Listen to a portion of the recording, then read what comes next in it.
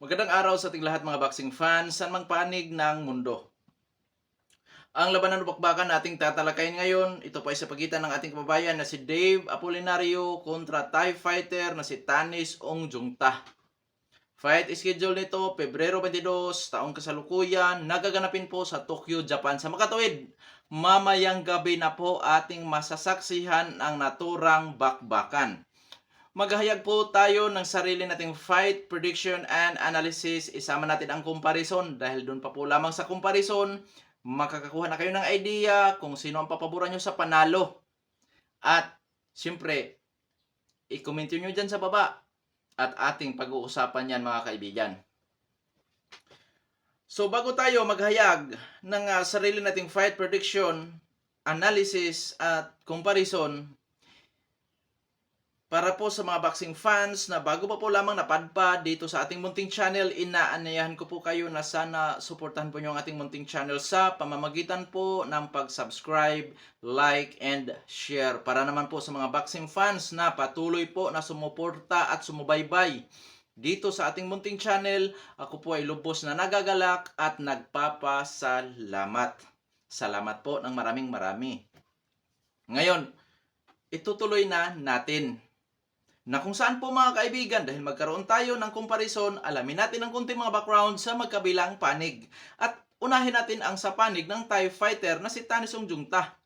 Ang boksingerong ito bago pumasok bilang professional boxer, siya po ay lumalaban sa amateur o sa Olympic, na kung saan 2 beses ito nakasungkit ng pilak na medalya sa Southeast Asian Games. 2015, nasungkit nito ang pilak na medalya sa Southeast Asian Games sa Bantamweight Division. Noong 2017 naman, nakasungkit ito ng pilak ulit na medalya sa Southeast Asian Games doon na sa Flyweight Division, na kung saan sa ngayon bilang isang professional boxer, doon ang angampan niya itong si Tanis Ongjungta sa Flyweight Division. At bilang isang professional boxer na, may impresibong kartada naman itong si Tanis Ongjungta na 12 wins with 6 wins coming by way of knockout. May isang talo, ngunit wala pang naitalang tabla. Sa kanyang nag-iisang talo, knockout po ang kanyang sinapit. At Pinoy po ang kauna-unahang tumalo dito kay Tanis Ongjungta. Walang iba kundi si Adrian Lirasan. Nangyari po ang kanilang bakbakan noong Marso 1, 2020. Talo itong si Tanis Ongjungta by technical knockout sa ika-8 round, scheduled 12 rounds of professional boxing. At pagkatapos no, nag-comeback fight po ang boksingerong ito at yun na nga, nagtuloy-tuloy ang kanyang panalo bago niya makasagupa ang isa sa ating kababayan din na si Dave Apolinario. Sa ngayon, may edad na 31 anyos itong si Ongjungta at ang height nito ay 5 foot and 5 inches. Orthodox ang kanyang stance, knockout ratio 50%. Last fight, November 5, 2022, si Ayom El Amgari ang kanyang nakalaban. Panalo by third round technical knockout itong si Tanis Ongjungta. Eksperyensya, karanasan at na-achieve nitong si Tanis Ongjungta po mga kaibigan, ito po ay dating Olympian, silver medalist, at ang uri naman ng kanyang mga kinalaban sa professional boxing na kung saan nakapagbibigay sa kanya ng magandang karanasan ay ang katulad ni Sorian Saturn, Jack Raut Majunggun, Jenny Boy Boca at Adrian Lirasan. Skills nitong si Tanis Ongjungta, boxer puncher din po mga kaibigan. Pressure fighter style, defensive style, willing sa brawlan o tututong na bakbakan, may counter punching ability. Take note, agresibo ito at volume puncher. Pressure fighter style, yun ang malimit niyang ginagawa mga kaibigan. Butas, depensa po mga kaibigan. May kakulangan pagdating sa depensa itong si Tanis Ongjungta na kung saan delikado pag naka-counter po mga kaibigan. Sa panig naman itong ating kababayan na si Dave Apolinario, ang boksingerong ito ay may impresibong kartada din naman. 19 wins with 13 wins coming by way of knockout, undefeated, walang talo, walang tabla. May edad lamang na 25 anyos at ang height nito ay 5 foot and 5 inches. Southpaw naman ang kanyang stance, knockout ratio 68.42%. Last fight nitong ating kababayan, Agosto 30, 2023. Nakalaban nito si Brian Mosinos. Panalo by unanimous decision itong ating kababayan. Eksperyensya o karanasan, maging ang achievement nitong ating kababayan dito sa professional boxing 2022. Nakalaban nitong ating kababayan si Gideon Botilisi na kung saan pinaglalabanan nila ang bakanting titulo ng ng IBO o International Boxing Organization. Panalo itong ating kababayan by knockout sa loob lamang ng first round. Ang International Boxing Organization or IBO, mga kaibigan, secondary belt lang po yan. Bagamat kinikilalang isang world title belt ito sa ilang kontinente, pero ang lehitimo kinikilala ng buong mundo na major title belts, which is 4 lamang. Oo.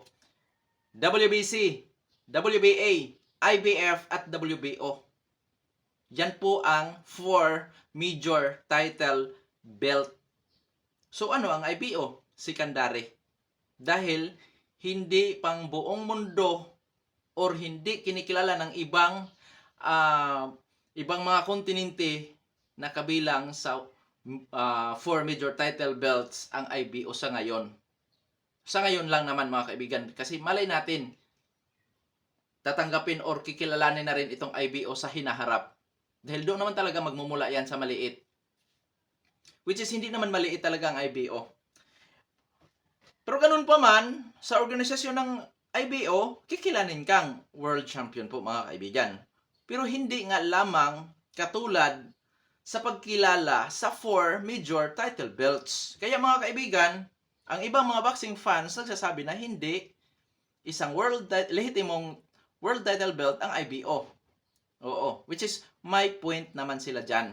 At ako naman ay masasabi kong yun nga, iilang kontinente pa po lamang kasi ang IBO na kung saan kinikilala yan na world title belt. Dahil hindi pa nga siya kabilang doon sa hindi nga siya kabilang sa major title belts, which is 4 major title belts pa po lamang ang ngayon sa kasalukuyan po, mga kaibigan. Pero isang magandang achievement na po yan para sa ating kababayan na si Dave Apolinario. Pagdating sa uri ng kinalaban nitong ating kababayan na kung saan nakapagbibigay sa kanya ng magandang karanasan, bagamat medyo marami-rami na rin nakalaban ng mga dekalibreng boxing hero itong si Dave Apolinario, uunahin ko si Gideon Botilisi dahil maraming Pinoy na rin yan na nakalaban. At hindi po basta-basta ang galawan ni Botilisi. Adrian Lirasan at itong si Brian Mosinos po, mga kaibigan. Sa skills nitong ating kababayan, boxer puncher din po. Defensive style, na kung saan malimit niyang ginagawa. Pressure fighter style, na kung saan pag nakapabor, willing sa brawl na tututura bakbakan, may counter punching ability. Taglay, ang timing, power, at accuracy. Epektibo ang galawan ng ating kababayan sa long range, mid range, at close range, which is boxer puncher nga po ito. Footwork, na kung saan in and out, ginagamit ang ring. At syempre, masipag din kung bumabato ng mga kombinasyon itong ating kababayan. Ngayon, dadako tayo sa ating comparison. Pagdating po sa edad, parehong nasa prime ang dalawang boksingero. Sa kanilang stance, which is orthodox kontra southpaw. Southpaw si kabayan, orthodox naman ang Thai fighter. Delikado sa untugan ito.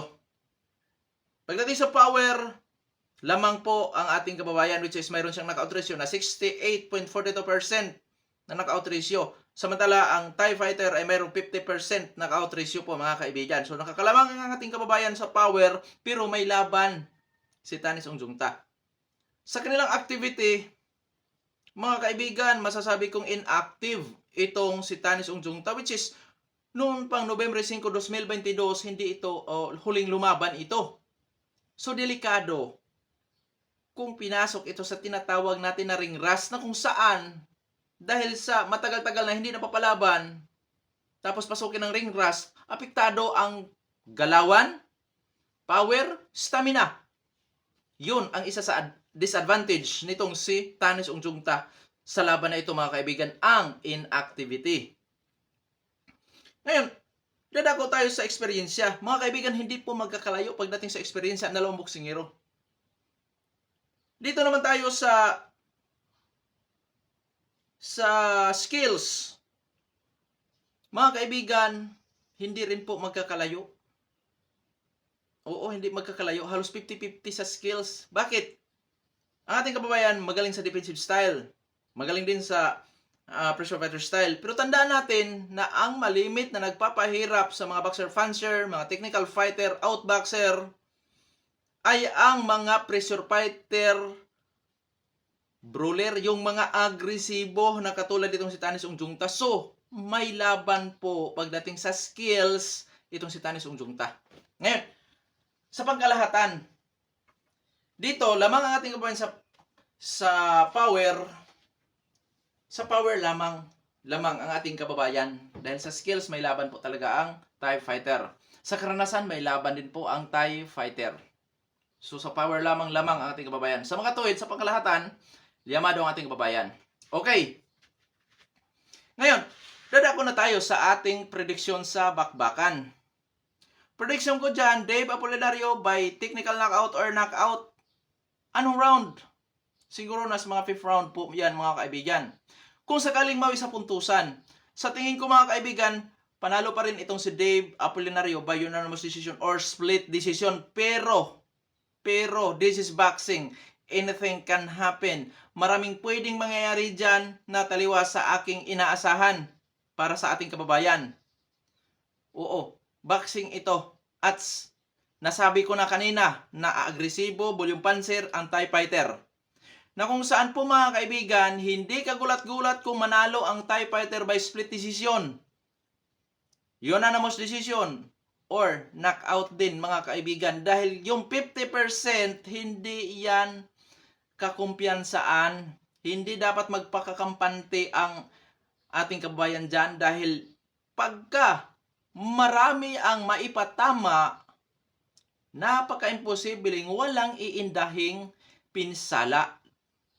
Tandaan natin, volume panzer ang Thai fighter.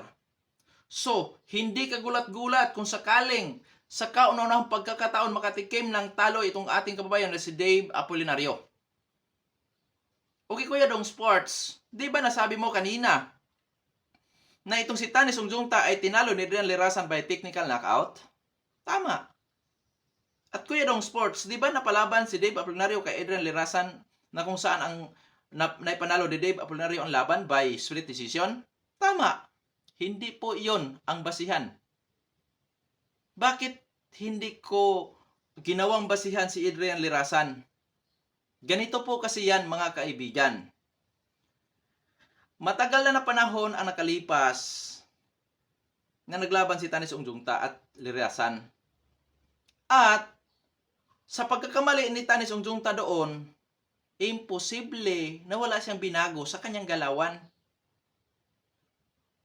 Sa panig naman ni Dave Apolinario kung saan ay panalo niya ang kanyang laban kay Adrian Lirasan, split decision, close fight lamang po mga kaibigan, na kung saan may isang hurado na pumabor kay Lirasan.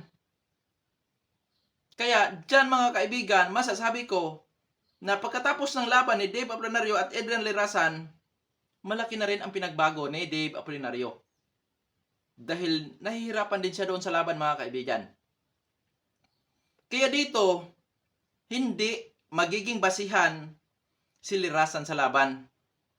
Oo. Kaya naman mga kaibigan, sa bakbakan na yan, syempre, bilang isang Pinoy, real talk ang aking ginagawang prediksyon at ipiniliwanag ko rin kung paano posibleng matalo si kabayan dyan. Dahil boxing po ito, parehong may mga kamay, parehong pinag-aaralan nila ang galawan sa isa't isa. Kung sino ang may epektibong estratehiya sa laban ay siyang mananalo sa bakbakan na ito. Na kung saan po mga kaibigan, para sa akin, pabor ako na manalo itong ating kababayan. Pero ika nga ni Gennady Golovkin, isang suntok lang kayang magpabago sa takbo ng laban. At sabi nga ni Antonio Margarito na dating nakalaban ng ating pabansang kamao na si Manny Pacquiao, sa isang suntok lang, kayang magpahinto ng laban na kung saan delikado din pag mapuruhan itong ating kababayan sa laban, mga kaibigan. Oo. Kaya masasabi kong dapat mag-ingat itong si Dave Apolinario at nang sa ganon mapanatili niya ang kanyang pagka-undefeated at syempre, pagka mapanatili niya ang kanyang pagka-undefeated, mga kaibigan, malaki ang posibilidad na syempre ang ating kababayan ay mapapalaban sa mas higit pa na uri ng makakalaban sa hinaharap. Na sana nga maging ganap na isang world champion itong si Dave Apolinario para naman madagdagan kung sino ba ang world champion natin sa Pilipinas. Hindi ko nga maalala kung sino ang world champion natin ngayon. Kasi si Jeron Kahas lalaban pa sa isang world title bout February 24, or ano kakamali, by Takuma Inoue. Hindi rin po basta laban yun. Sunod-sunod yung talo ng Pinoy eh. Si Torres, sino pa ba yun? Basta full support tayo sa ating mga kababayan, mga kaibigan. Pero yun nga, pagka nagpipredict ako sa laban, real talk tayo. Wala akong kakampihan pagka prediksyon na ang pag-uusapan, mga kaibigan. Sa mga nagtatanong kung ako ba ay pumupusta sa bawat laban, hindi po ako pumupusta talaga. Bawal sa aming relihiyon. At pangalawa, kung pupusta ako, magiging bias ang Dong Sports PH sa pag-predict sa laban. Kasi, siyempre, ang aking papaboran, kung sino ang pupustahan ko, ay siyang aanuhin ko. Lagi kong may papaboran ako. Kaya, ganun ang mangyayari. Kaya ako, una, bawal sa aming relihiyon ang pagsusugal. At pangalawa, ayaw kong maging bias ang ating paghahayag ng prediction sa laban. Hanggang dito na lamang ito ang Dong Sports PH. Maraming salamat po.